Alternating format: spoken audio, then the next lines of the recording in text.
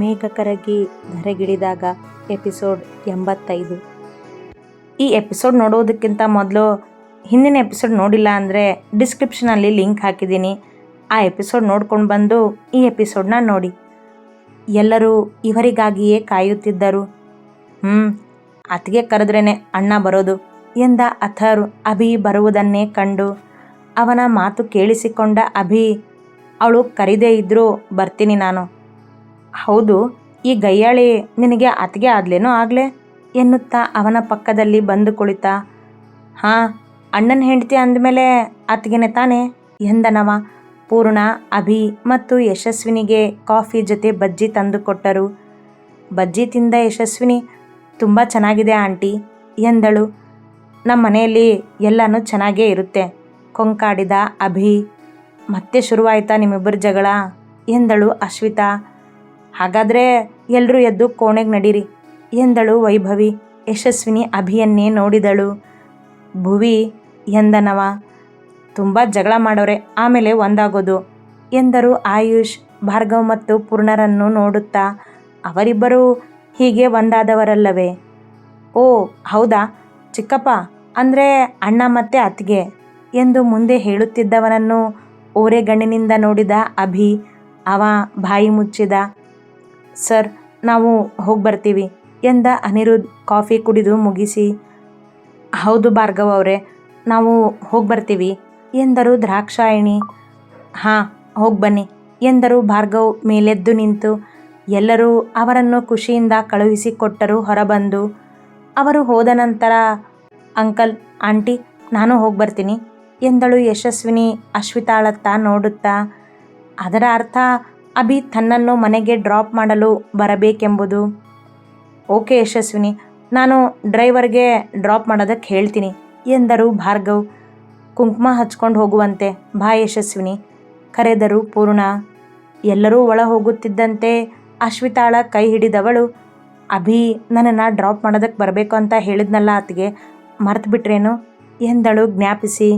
ಓ ಹೌದಲ್ವಾ, ಹೇಳ್ತೀನಿ ಎಂದವಳು ಒಳ ಬಂದಳು. ಯಶಸ್ವಿನಿ ದೇವರ ಮುಂದೆ ನಿಂತಿದ್ದಳು. ಪೂರ್ಣರವರು ಅವಳ ಮುಂದೆ ಕುಂಕುಮ ಹಿಡಿದಾಗ ಬೆರಳದ್ದಿ ಹಣೆಗೆ ಹಚ್ಚಿದಳು. ಮೊದಲು ತಾಳಿಗೆ ಕುಂಕುಮ ಇಟ್ಕೋ ಯಶು ಎಂದರು. ತಾಳಿ ತೆಗೆದು ಕುಂಕುಮ ಹಚ್ಚುತ್ತಿದ್ದವಳನ್ನು ಒಮ್ಮೆ ನೋಡಿದ ಅಭಿ ಮುಖ ತಿರುಗಿಸಿ ನಿಂತ. ಹೋಗಿ ಬರ್ತೀನಿ ಅತ್ತೆ ಎಂದಳು ಈಗ. ಅತ್ತೆ ಎಂದಿದ್ದಕ್ಕೆ ಅವಳ ತಲೆ ಸವರಿದ ಪೂರ್ಣರವರು, ಈಗ ಹೋಗಿ ಆದಷ್ಟು ಬೇಗ ಬಾ ಎಂದರು ಮಮತೆ ಅವರಲ್ಲಿ. ದೊಡ್ಡಪ್ಪ, ಯಶುನ ಅಭಿ ಡ್ರಾಪ್ ಮಾಡ್ತಾನೆ, ನಾನು ಸ್ವಲ್ಪ ಹೊರಗಡೆ ಹೋಗಬೇಕಿದೆ, ಸೊ ಡ್ರೈವರ್ ನನ್ನ ಜೊತೆ ಬರ್ತಾನೆ ಎಂದಳು ಅಶ್ವಿತಾ ಏನೋ ಉಪಾಯ ಮಾಡಿ. ಯಶಸ್ವಿನಿ ಹೇಳಿದಂತೆ ಆಗಬೇಕಲ್ಲ ಈಗ. ಅವಳ ಮಾತಿಗೆ ತಟ್ಟನೆ ತಲೆ ಎತ್ತಿ ನೋಡಿದ ಅಭಿ, ನೋ, ನಾನು ಹೋಗೋದಿಲ್ಲ ಎಂದ. ಅಭಿ, ನಾನು ಡ್ರೈವ್ ಮಾಡಿಕೊಂಡು ಎಲ್ಲಿಗೂ ಹೋಗೋದಿಲ್ಲ, ನಿನಗೆ ಗೊತ್ತೇ ಇದೆ, ಸೊ ಪ್ಲೀಸ್ ಯಶುನ ನೀನೇ ಡ್ರಾಪ್ ಮಾಡು ಎಂದಳು. ನೋ ಅಕ್ಕ, ನೀನೇ ಹೋಗುವಾಗ ಅವಳನ್ನು ಮನೆಗೆ ಡ್ರಾಪ್ ಮಾಡಿ ಆಮೇಲೆ ನೀನು ಎಲ್ಲಿಗೆ ಹೋಗಬೇಕೋ ಅಲ್ಲಿಗೆ ಹೋಗು ಎಂದ ಹಿಂದೆ ಕೈಕಟ್ಟಿ ನಿಂತು. ನನಗೆ ಲೇಟ್ ಆಗುತ್ತೆ ಅಭಿ, ಪ್ಲೀಸ್ ಎಂದಳು ಗೋಗರೆಯುವಂತೆ. ನೋ ಅಂತ ಹೇಳಿದ್ನಲ್ಲ, ಅಥರ್ವ್ ಹೇಗಿದ್ರು ವೈಭವಿನ ಡ್ರಾಪ್ ಮಾಡೋದಕ್ಕೆ ಹೋಗ್ತಾನೆ, ಅವನೇ ಡ್ರಾಪ್ ಮಾಡ್ತಾನೆ ಬಿಡು, ಒಪ್ಪಲು ತಯಾರಿಲ್ಲ ಇವ. ಯಶಸ್ವಿನಿ ಅವನನ್ನೇ ನೋಡುತ್ತಾ ನಿಂತಳು. ನಾನಾ ಎಂದ ಅಥರ್. ಅಶ್ವಿತಾ ಭಾರ್ಗವರನ್ನು ನೋಡಿ ಕಣ್ಸನ್ನೆ ಮಾಡಿದಳು ಅವರೊಮ್ಮೆ ಹೇಳುವಂತೆ. ಅವಳ ಸನ್ನೆ ಅರಿತ ಭಾರ್ಗವರವರು, ಅಭಿ ನೀನೇ ಹೋಗಿ ಯಶಸ್ವಿನ ಡ್ರಾಪ್ ಮಾಡಿ ಬಾ ಎಂದರು. ಅಪ್ಪ, ನಾನು ಹೋಗೋದಿಲ್ಲ ಎಂದ ಮಗುವಂತೆ ಹಠ ಹಿಡಿದು. ಹೋಗು ಅಂದೆ ಅಷ್ಟೇ ಎಂದವರು ಅಲ್ಲಿಂದ ತಮ್ಮ ಕೋಣೆಗೆ ನಡೆದರು. ದುಮುಗುಡುತ್ತಾ ಯಶಸ್ವಿನಿಯನ್ನೇ ನೋಡಿದ ಅಭಿ. ನೋಡಿ ಅತ್ತೆ, ನಿಮ್ಮ ಮಗ ನನ್ನನ್ನು ಕಂಡ್ರೆ ಸಾಕು ಮುಖ ಉಬ್ಬಿಸ್ತಾರೆ ಸೋಗಿನಲ್ಲಿ ಹೇಳಿದಳು ಯಶಸ್ವಿನಿ ಪೂರ್ಣರವರಿಗೆ. ಅಭಿ ಎಂದರು ಪೂರ್ಣ ರೇಗುವಂತೆ. ಅಮ್ಮ, ನೀವೇನು ಇವಳ ಪರವಾಗಿ ಮಾತಾಡ್ತಿದ್ದೀರಾ ನನ್ನ ಹತ್ರ? ನೀವು ನನ್ನನ್ನು ಹೊಡೆಯೋ ಹಾಗೆ ಮಾಡಿದ್ದು ಇವಳೇ ಅನ್ನೋದು ಮರೆತು ಹೋಯ್ತಾ ನಿಮಗೆ ಕೇಳಿದ ಪೂರ್ಣರವರಿಗೆ. ಅದು ಆಗ, ಈಗ ಅವಳು ನನ್ನ ಸೊಸೆ, ಹೋಗು ಅವಳನ್ನು ಮನೆಗೆ ಬಿಟ್ಟು ಬಾ ಎಂದಾಗ ಯಶು ಅವನನ್ನೇ ನೋಡುತ್ತಾ ಹುಬ್ಬು ಕುಣಿಸಿದಳು. ಅಶ್ವಿತಾ, ಅಥರ್, ವೈಭವಿ ಅವರಿಬ್ಬರ ಕಣ್ಣುಗಳ ಆಟವನ್ನೇ ನೋಡುತ್ತಿದ್ದರು. ನೋಡ್ಕೋತೀನಿ ಕಣೆ ನಿನ್ನನ್ನು ಎಂದ ಅಭಿ ದರದರನೆ ನಡೆದ ಹೊರಗೆ. ಯಶು, ಹೋಗು, ನೀನು ಹೇಳ್ದಾಗೆ ಮಾಡಿದ್ದೀನಿ ನೋಡು ಎಂದಳು ಅಶ್ವಿತಾ. ಥ್ಯಾಂಕ್ ಯು ಅತ್ಗೆ ಎಂದು ಅವಳನ್ನು ಅಪ್ಪಿದ ಯಶಸ್ವಿನಿ, ಬಾಯ್, ಹೋಗ್ಬರ್ತೀನಿ ಎಂದು ಎಲ್ಲರನ್ನೂ ನೋಡಿ ಹೇಳಿ ಹೊರಗೆ ಓಡಿದಳು. ನಿನ್ನ ಸೊಸೆ ತುಂಬ ಮುದ್ದಾಗಿದ್ದಾಳೆ ಪೂರ್ಣಮ್ಮ. ನಮ್ಮ ಅಭಿನ ಖಂಡಿತ ಖುಷಿಯಾಗಿ ನೋಡ್ಕೋತಾಳೆ. ಇವನೇ ಸ್ವಲ್ಪ ಕೋಪ ಬಿಡಬೇಕು ಅಷ್ಟೇ ಎಂದಳು ಪೂರ್ಣರನ್ನು ಬಳಸಿ. ಅಷ್ಟು ಸಾಕು ನನಗೆ ಎಂದರವರು. ವೈಭು, ನಿನ್ನನ್ನು ಡ್ರಾಪ್ ಮಾಡಿ ಬರ್ತೀನಿ ಬಾ ನಾನು. ಅಕ್ಕ, ನೀನು ಎಲ್ಲಿಗೂ ಹೋಗಬೇಕು ಅಂದೆ ಕೇಳಿದ ಅಥರು.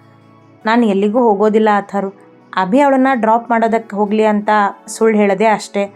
ನೀನು ಹೋಗು ಎಂದ ಅಶ್ವಿತಾ ತನ್ನ ಕೋಣೆಗೆ ನಡೆದರೆ ಅಥರ್ ವೈಭವಿಯ ಜೊತೆ ಹೊರ ನಡೆದ. ಅಭಿಯ ಕಾರ್ ಮುಂದೆ ಹೋದಾಗ ಇವರಿಬ್ಬರು ಕಾರ್ ಹತ್ತಿ ಹೊರಟರು. ವೈಭವಿಯೇ ಮಾತು ಶುರು ಮಾಡಿದಳು ಮೊದಲು. ನೀನೊಬ್ಬ ಬಾಕಿ ನೋಡು ಮದುವೆಗೆ ಎಂದಳು ಮಾತಿಗೆ ಅವನತ್ತ ಒಮ್ಮೆ ನೋಡಿ. ಅವನ ಮನದಲ್ಲಿ ಮದುವೆಯ ಬಗ್ಗೆ ಏನು ವಿಚಾರವಿದೆ ಎಂದು ತಿಳಿಯಲು ಕೇಳಿದ್ದವಳು ಆ ಪ್ರಶ್ನೆಯನ್ನು. ಹಾಂ ಎಂದ ಅಥರು. ನಿನಗೂ ಯಾವುದಾದ್ರೂ ಹುಡುಗಿ ಸಿಕ್ಕಿದ್ರೆ ನಿನ್ನ ಮದುವೆನೂ ಆಗ್ಬಿಡ್ತಿತ್ತು ಅಥರ್ ಎಂದಳು ಅವನ ಮೊಗಭಾವ ಗಮನಿಸುತ್ತಾ. ನೀನೇ ಇದೆಯಲ್ಲ ಎಂದು ಹೇಳಬೇಕೆನ್ನಿಸಿದರು. ಆ ಥರ ಯಾವ ಹುಡುಗಿನೂ ಇಲ್ಲ ವೈಭು ನನಗೆ. ನಾನು ಅಪ್ಪ ತೋರಿಸಿದ ಹುಡುಗಿನೇ ಮದುವೆ ಆಗ್ತೀನಿ ಎಂದ ರಸ್ತೆ ನೋಡುತ್ತಾ. ಒಮ್ಮೆ ಎದೆ ಬಡಿತ ನಿಂತಂತಾಯಿತವಳಿಗೆ. ಅವನಿಗೆ ತನ್ನ ಮೇಲೆ ಭಾವನೆಗಳಿವೆ ಎಂದುಕೊಂಡಿದ್ದಳವಳು. ಎಷ್ಟೋ ಬಾರಿ ಅವನ ನೋಟದಲ್ಲೂ ಗಮನಿಸಿದ್ದಳು. ಆದರೆ ಈಗ ಹೀಗೆನ್ನುತ್ತಿರುವನಲ್ಲ ಅಂದರೆ ಎಂದಳು ಗಾಬರಿಯಲ್ಲಿ. ಅಕ್ಕ ಅನಿರುದ್ಧ ಭಾವನ್ನ ಇಷ್ಟಪಟ್ಟಿದ್ಲು. ಅವಳು ಇಷ್ಟದ ವಿರುದ್ಧ ಹೋಗದೆ ಮನೆಯವರೆಲ್ಲ ಒಪ್ಕೊಂಡಿದ್ದಾರೆ. ಅಣ್ಣ ನಯನನ್ನ ಇಷ್ಟಪಟ್ಟಿದ್ದ. ಅದರಿಂದ ಅವನಷ್ಟೇ ಅಲ್ಲ, ಮನೆಯವರೆಲ್ಲ ನೋವು ಅನುಭವಿಸಿದ್ದೇವೆ. ಅದು ನಿನಗೂ ಗೊತ್ತು. ಈಗ ಯಶಸ್ವಿನಿ ಜೊತೆ ಆಕಸ್ಮಿಕವಾಗಿ ಮದುವೆ ಆಗಿದೆ ಅವನದ್ದು. ಅದು ಮನೆಯಲ್ಲಿ ಎಲ್ಲರೂ ಒಪ್ಕೊಳ್ಳೇಬೇಕಾದ ಪರಿಸ್ಥಿತಿ. ಈಗ ಉಳಿದಿರೋದು ನಾನೊಬ್ಬನೇ. ನನ್ನ ಮದುವೆನೂ ಹೀಗೆ ಏನೋ ಕಾರಣದಿಂದ ಆಗೋದು ನನಗೆ ಇಷ್ಟ ಇಲ್ಲ. ಅದಕ್ಕೆ ಅಪ್ಪ ಅಮ್ಮ ಇಷ್ಟಪಟ್ಟ ಹಾಗೆ ಆಗಲಿ ಅಂತ ಅಂದ್ಕೊಂಡಿದ್ದೀನಿ. ಈಗಲೂ ನೋಟ ಬದಲಿಸದೆ ರಸ್ತೆ ನೋಡುತ್ತಾ ಎಂದವನಿಗೆ ಅವಳತ್ತ ನೋಡುವ ಧೈರ್ಯವೇ ಬರಲಿಲ್ಲ. ನೋಡಿದರೆ ಎಲ್ಲಿ ಸೋತು ಅವಳ ಮೇಲಿನ ಪ್ರೀತಿ ಹೇಳಿಬಿಡುವೆನೋ ಎಂಬ ಭಯ ಮನದಲ್ಲಿ. ಅವ ಹೇಳಿದ ಮಾತುಗಳು ಕೂಡ ಅವನ ಮನದಲ್ಲಿದ್ದ ಭಯವೇ. ಅಶ್ವಿತಾಳ ಪ್ರೀತಿಯ ವಿಷಯದ ಚರ್ಚೆ ಆದಾಗಲೇ ವೈಭವಿಯ ಜೊತೆ ಸ್ನೇಹವಷ್ಟೇ ಇರಲಿ, ತನ್ನ ಪ್ರೀತಿ ತಿಳಿದು ಭಾರ್ಗವರವರಿಗೆ ನೋವಾಗುವುದು ಬೇಡ ಎಂದುಕೊಂಡವನಿಗೆ ಈಗ ಅಭಿಯ ಮದುವೆ ಇನ್ನೂ ಪರಿಣಾಮ ಬೀರಿತ್ತು. ಅವರಿಬ್ಬರ ಮದುವೆ ಹೀಗಾದ ಮೇಲೆ ತಾನು ಪ್ರೀತಿ ಎಂದು ಅಕ್ಷಯ್ ಮತ್ತು ತನ್ನ ಕುಟುಂಬದ ಮಧ್ಯೆ ಮನಸ್ತಾಪ ಬೇಡವೆಂದು ಅಭಿಯ ಮದುವೆ ನಿಶ್ಚಯ ಆದ ದಿನವೇ ಮತ್ತೆ ನಿರ್ಧರಿಸಿದ್ದ ಅವ. ಅದನ್ನೇ ವೈಭವಿಯ ಮುಂದೆ ಹೇಳಿದ ಮನವನ್ನು ಕಲ್ಲಾಗಿಸಿಕೊಂಡು. ಅವನ ಮಾತಿಗೆ ಲೋಕವೇ ಮುಳುಗಿದಂತೆ ಕುಳಿತಳು ವೈಭವಿ ಕಿಟಕಿಯ ಹೊರ ನೋಡುತ್ತಾ. ಏಕೋ ಮನ ಬೇಸರಗೊಂಡಿತು ಅವನ ಮಾತಿಂದ. ಅಥರು ಕೂಡ ಅವಳನ್ನು ಮತ್ತೆ ಮಾತನಾಡಿಸಲು ಹೋಗಲಿಲ್ಲ. ಏಕೋ ಇಬ್ಬರ ಮನ ಮೌನವನ್ನೇ ಆರಿಸಿದವು. ಅವಳ ಮನೆಯ ಮುಂದೆ ಕಾರ್ ನಿಲ್ಲಿಸಿದ ಅಥರು. ಮನೆ ಎಂದ ಅವಳತ್ತ ಒಮ್ಮೆ ನೋಡಿ. ಹಾಂ ಎಂದು ಕೆಳಗಿಳಿದ ವೈಭವಿ ಅವನತ್ತ ಬಂದು ಬಾ ಒಳಗೆ ಎಂದು ಕರೆದಳು. ಮತ್ತೆ ಬರ್ತೀನಿ ವೈಭವಿ, ಈಗ ಟೈಮ್ ಆಗಿದೆ ಎಂದು ಕಾರ್ ತಿರುಗಿಸಿ ನಡೆದು ಬಿಟ್ಟ. ಅವ ಒಳ ಬರದಿದ್ದರೂ ಅವಳಿಗೆ ಬೇಸರ ಆಗುತ್ತಿರಲಿಲ್ಲವೇನೋ.